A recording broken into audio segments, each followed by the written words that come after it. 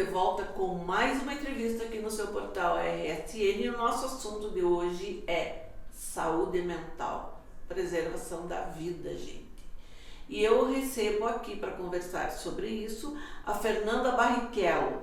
Ela é assistente social, é também chefe de divisão da atenção ambulatorial especializada com gestão em saúde mental da Secretaria Municipal de Saúde. Seja bem-vinda, Fernanda. Vamos tratar de um assunto aí que é bem importante, agora pós-pandemia principalmente, né? Muito. Oi, Cris, tudo bem? Eu primeiramente quero agradecer a oportunidade de estar vindo aqui falar de um assunto, como você falou, tão importante, né? E que pouco se fala, né? Geralmente procura se falar apenas no Setembro Amarelo, mas a gente tem que pensar que é um assunto e um tema que tem que ser trabalhado o ano todo, né? Então eu agradeço a oportunidade de estar vindo aqui, poder falar com vocês sobre esse assunto e levar o máximo possível de informação para a nossa população. Pois é, Fernanda, você tem uma caminhada aí na questão da saúde ambiental, saúde mental. Não deixa de ser ambiental, né? Porque é o ambiente em que a gente vive. Também. Mas me diz uma coisa, qual é o perfil que você consegue traçar da saúde mental de quem vive em Guarapuava?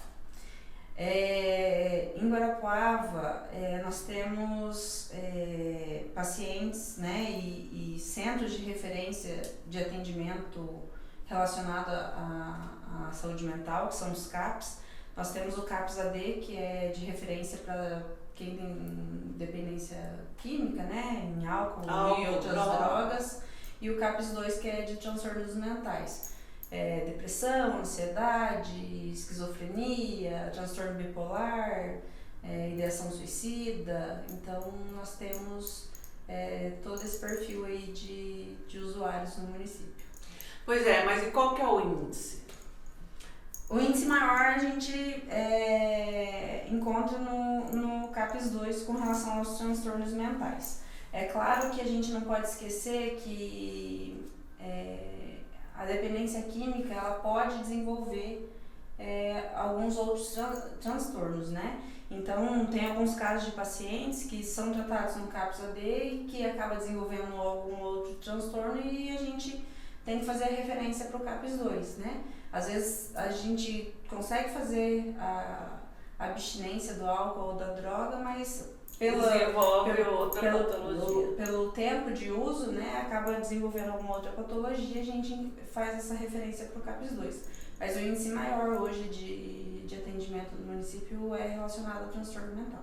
Pois é, a gente se ressente em Guarapuava com a falta de leitos psiquiátricos, né? Sim. Então, a gente sabe que há casos em que a pessoa tem surto, acaba tendo que ser atendido nas UPAs e que não é preparada para isso, não é local, né, para esse tipo de paciente, e que tem pacientes que chegam a ficar 10, 15 dias lá, né? Nós temos alguma outra alternativa para esses pacientes? Eu até agradeço a oportunidade de falar sobre esse assunto, Cris.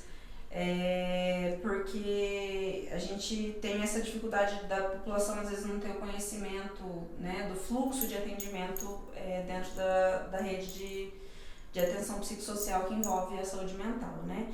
Então, o paciente em surto, às vezes o familiar, até por falta de conhecimento e tentar ajudar, acaba levando para os CAPs, o paciente em surto e tudo mais. E a gente, dentro de CAPs ou dentro de uma unidade básica de saúde, nós não temos nem medicação, nem manejo mesmo para conter esse paciente em surto e fazer a estabilização.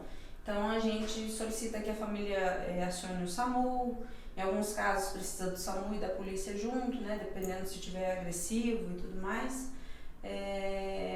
Mas é importante essa estabilização do paciente para depois dar continuidade no tratamento dentro dos CAPs. Né? Acontece muito isso da família procurar o CAPS porque o paciente está em surto e daí depois, porque não foi atendido. Não é que não foi atendido, a gente não tem como fazer o manejo desse paciente em surto dentro de um centro de atenção psicossocial. Nós precisamos que ele seja primeiro estabilizado e aí sim dar continuidade no tratamento. Então essa falta de leito psiquiátrico é um problema pra gente com relação a isso, porque os nossos pacientes, em alguns casos, precisam de internamentos, né? Então,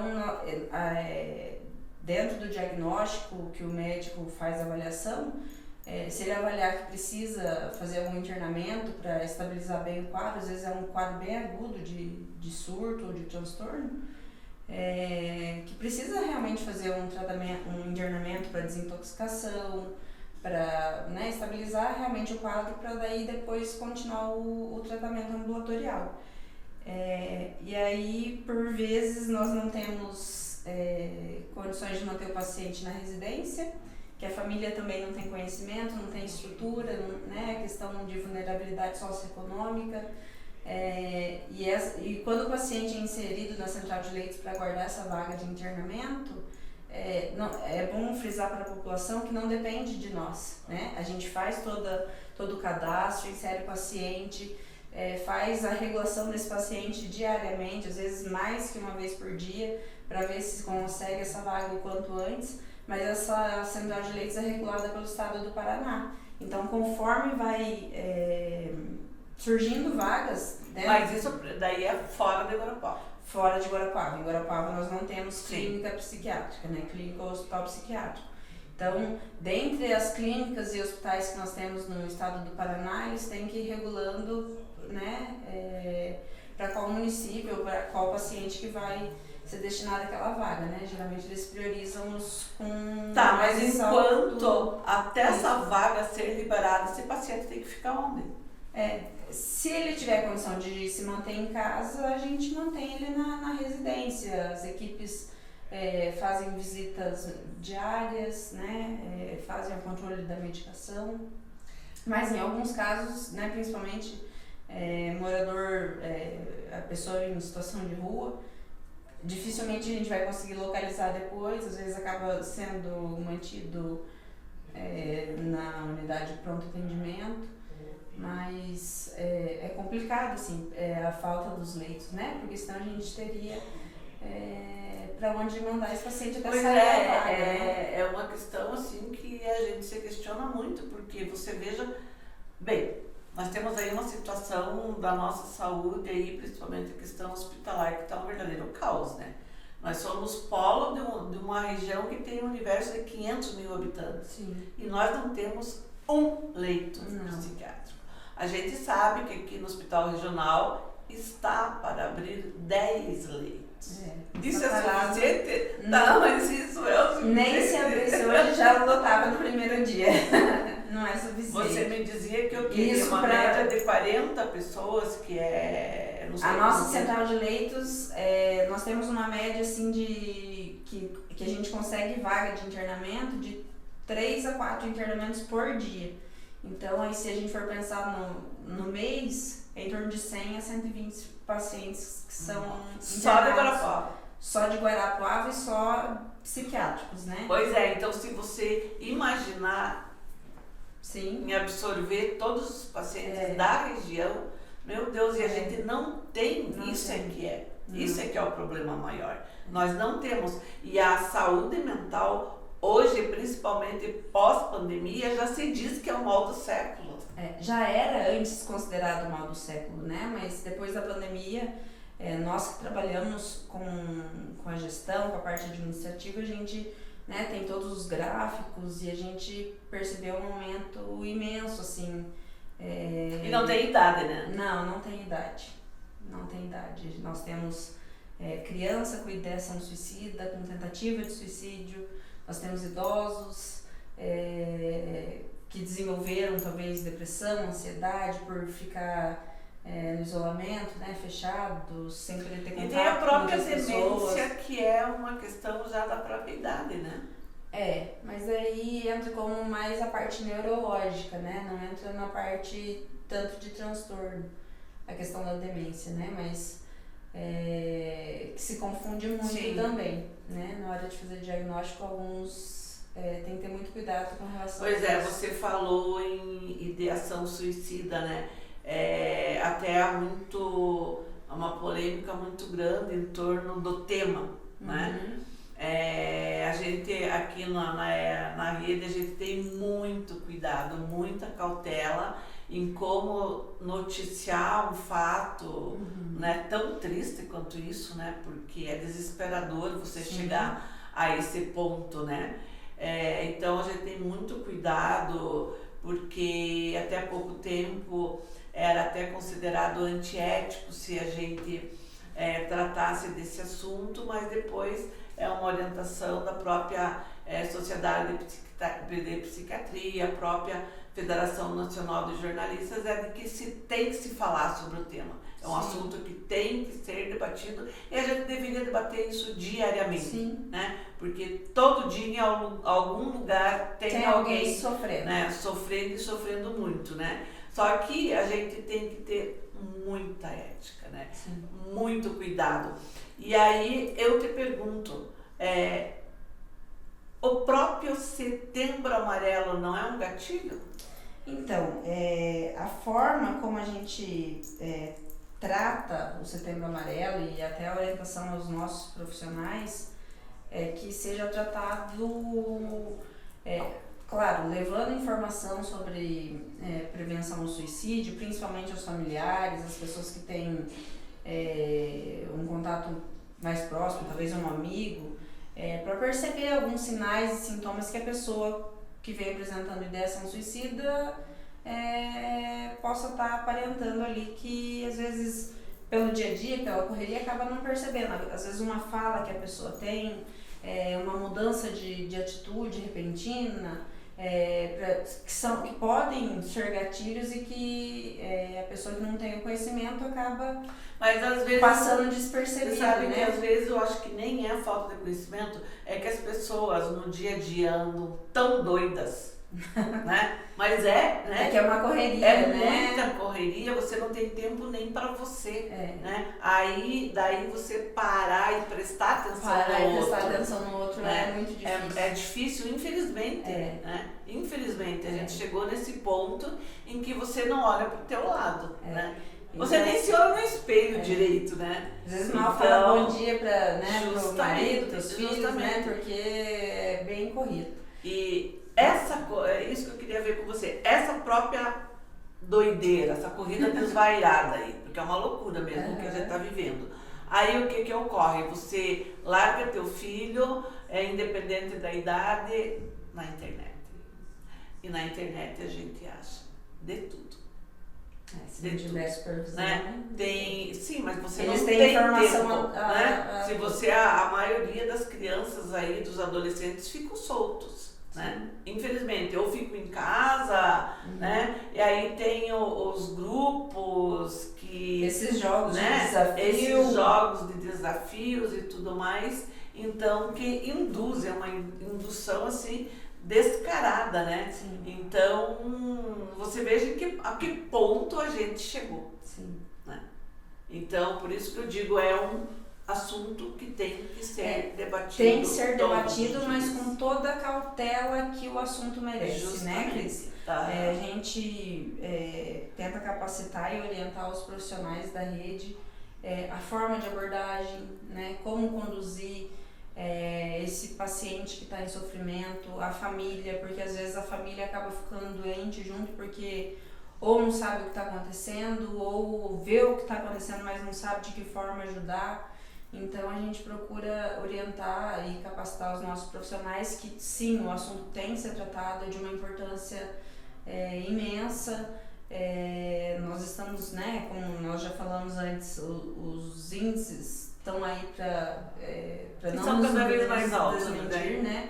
Cada vez aumentando mais, mas que tenha que ter a cautela na forma de tratar o assunto, né? E não só sobre o suicídio, né? O suicídio eu costumo tratar que é o ponto máximo, é o agudo, né? É a gota d'água. É a gota d'água para a pessoa, né? É o gatilho que precisava, porque na verdade o paciente psiquiátrico e que acaba cometendo suicídio, ele não quer acabar com a própria vida, né? Ele quer acabar com aquela dor que ele está sentindo. E às vezes a forma de amenizar essa dor é cometendo suicídio.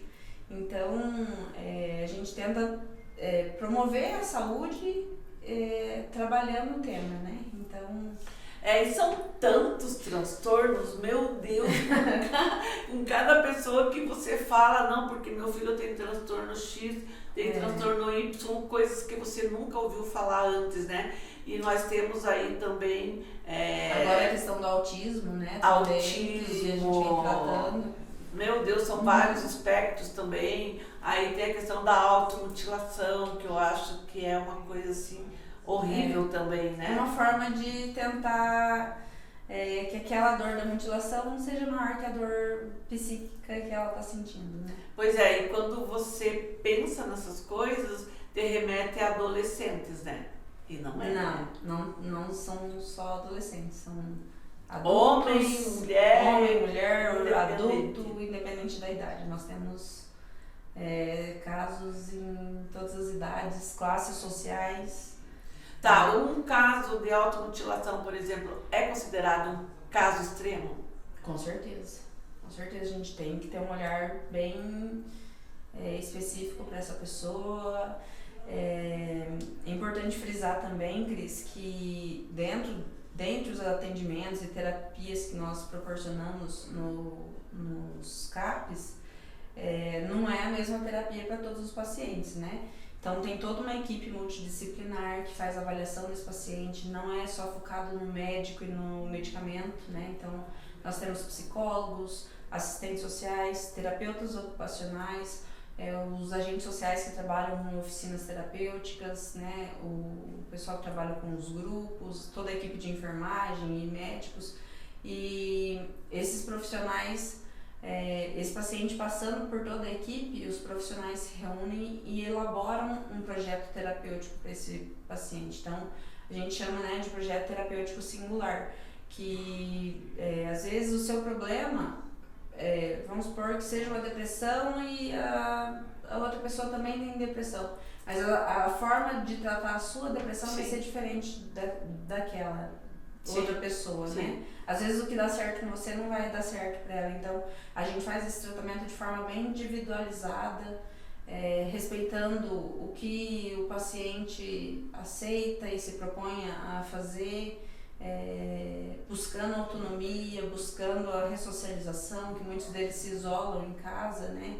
Às vezes não tem apoio da família, então nós temos todo esse trabalho de fortalecimento de vínculos, de retornar às vezes o paciente para o mercado de trabalho, quem sabe, principalmente né, pelos índices, principalmente homens, às vezes perdeu o emprego e é o provedor da família e acaba entrando em depressão, tentando suicídio, ou às vezes chegando de fato a cometer o suicídio, né? Então a nossa equipe também busca essa... Pois aí, para quem não tem família, aí vai para residência terapêutica. Nós temos aqui no Guarapuava duas casas, né? Um serviço residencial terapêutico, mas nós temos duas casas, uma feminina e uma masculina. Nessas casas ficam pacientes que têm histórico de transtorno mental ou uso de álcool e droga e com histórico de longa permanência em hospitais ou clínicas psiquiátricas, né?